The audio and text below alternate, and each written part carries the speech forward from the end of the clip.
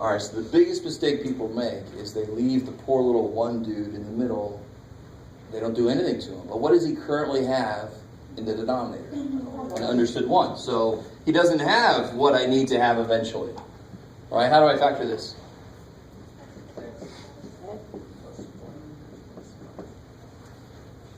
So there's no GCF, right? It's not x squared minus x. It is a difference of squares, so then I can do 2 parentheses. So what's he missing?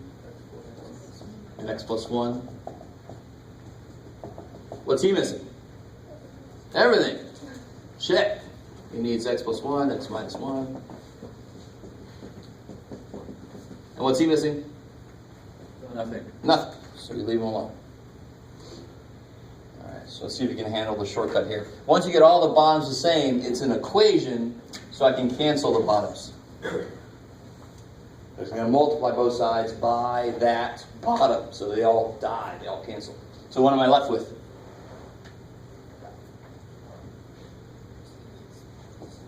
So 2x plus 2 plus, if you multiply this out, of course, it'll become x squared minus 1. We know that because that's where we got it from. Right? Equals 4. Okay, go ahead and solve that. Now you see why the end of chapter 6 is important. There's an x squared in there, so you should know what to do first. All right, you could just do this shortcut by putting x squared minus 1 in there instead of writing the whole thing. Oh yeah, sure. That would work fine.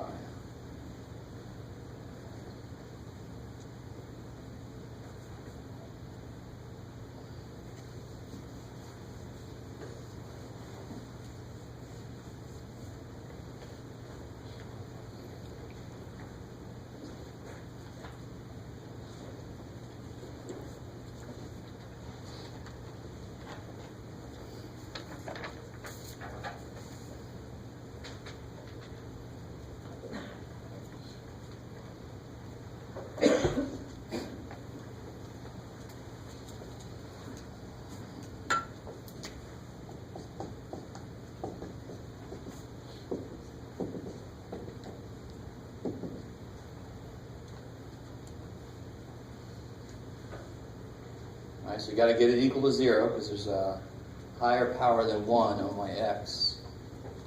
If that term wasn't there, I would just move all my numbers over and divide by 2. That term is there though, oh well. And how do you factor this?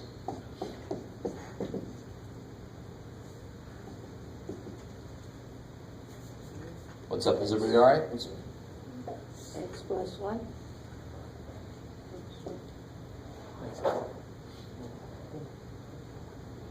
So it's got to be 1 and 3, right? Which one's positive? X minus 2. The 3 is positive so that you get a positive 2 in the middle.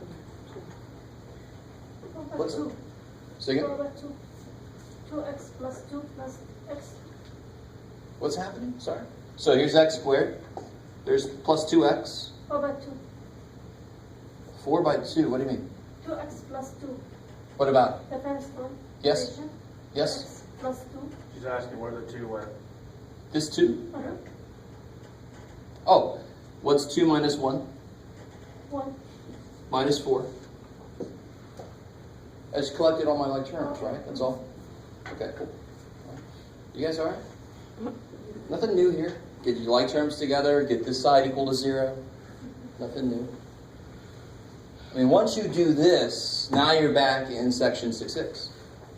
It almost doesn't matter where it came from. At the end, I have to go back and say, what could x not be? What could x not be? What could x not be? 1. 1 or negative 1. So x can't be those. Right? So see what we get. What do you get here? X equals 1. 1 or x equals? Minus 3. Are both of those answers okay? No. Which one you got to throw out? 1. So write 1 down so that I know you got that answer, and then cross through it and circle the other 2 so that I know you knew to throw it out. Don't just write only negative 3 down because then I'm like, did they not get the other answer? Or what's going on? Does that make sense? Write it down, but then cross through it. Go, nah, it's no good. Like you wrote an X there. X equals X. Make it a grand statement. I believe X is X. Wow. All right, how you guys doing so far? You guys seem a little freaked out, but I desperately want you to see how this is not very different at all from what we were doing before. And in fact, we're finally answering that inner urge to actually get a freaking answer. Right? The earlier problems, there's no answer. You just simplify. You can't get 7. You just get A over A plus, Now we actually, it's an equation. I can get an answer. All right? Maybe. We get time.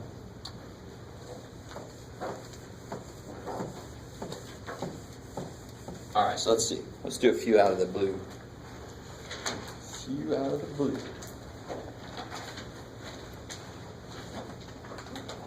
Sure. Yeah. So number 3 on page 139.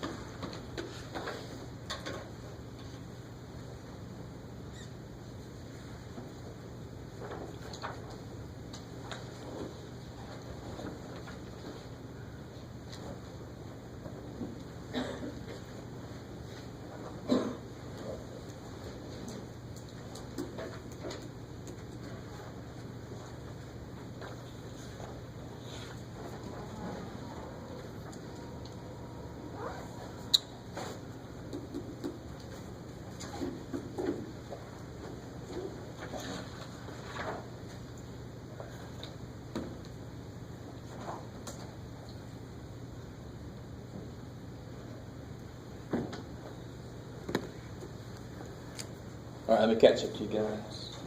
So, of course, how do you factor the last dude here? Z plus 4, Z minus 1. That's crazy. So the problem pretty much tells you, in a lot of these cases, they'll tell you what to do. So who's missing what? What's the first dude missing? Z plus 4. Z plus 4. Get the bottom of Z plus 4. Pretend that's a Z plus 4. Minus 4. This guy's missing a Z minus 4. Get the bottom of Z minus 4. So now the bottom for everything, get out of there. Rah. So now the first dude is Z plus 4 over Z plus 4, Z minus 4. How we doing so far? So just gave him a Z plus 4 on the top and bottom. Second dude now is Z minus 4 over Z plus 4, Z minus 4. And then the other side, well, it's just too zoomed in, Jeff. Get out of there. The other side is now 8 over Z plus 4, Z minus 4. So all the bottoms cancel because it's an equals, so I can kill the fractions. So what are you left with? You got Z plus 4 plus Z minus 4 equals 8. Careful. 2Z equals 8. So then Z equals 4. Is that okay? No, Why not? because Z can't equal negative 4. Good. 4 would make this 0. undefined. It would make it 0 on the bottom. So what's the answer? Solution. No solution. The only possible answer, 4, makes the equation undefined, so there's no answer. Since the only possible answer doesn't work. All right, so I like it. It's very true to life. Make this work, Jonathan. You can't. You can't. Give me something else to do, because we can't do that. Let's see. I was looking for a certain kind of problem. I couldn't find it. Well, this is sort of it, yeah.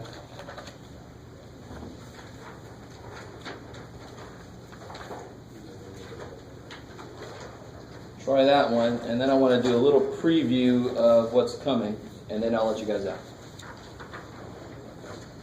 Yeah, I like this problem. You would, Jeff. Yeah.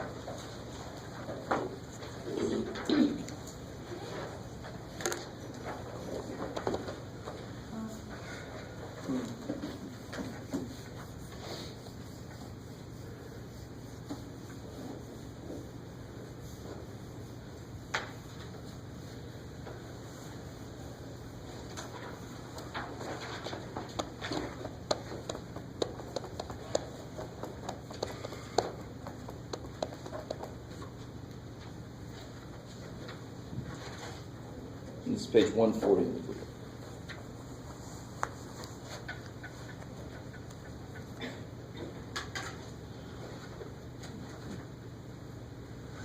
See, I like that. Kayla got interested in the problem. She said, wait a minute, let me try.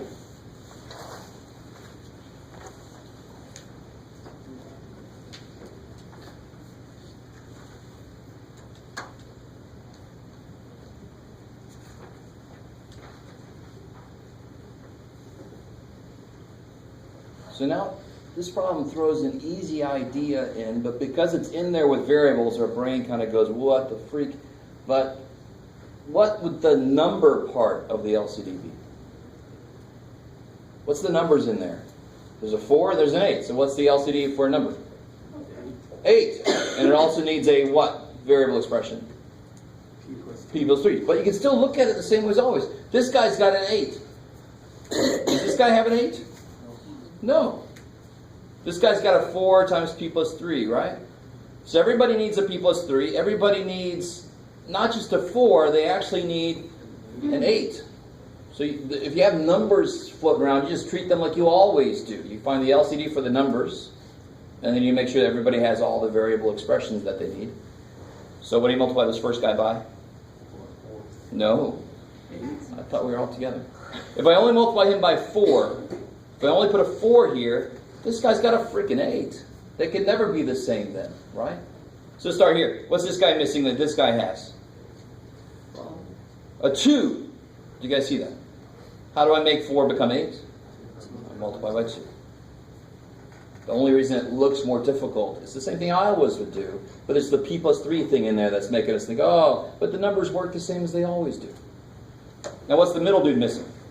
P plus 3. Good, missing a P plus 3.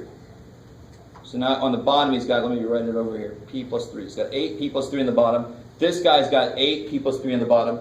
So what's the first guy need? An 8, because he's already got a P plus 3 in the bottom. So now everybody's got 8 times P plus 3. So the first guy is now what? 16 over 8 P plus 3. Plus, what's the middle of it? 3P plus 9. 3P plus 9 over 8 P plus 3. Equals 10. 10 over So because there was an 8 in there somewhere, 4 is not good enough. They all have to end up with the largest number in there in this case, but they all have to end up with the LCD. So now I can just do this, right?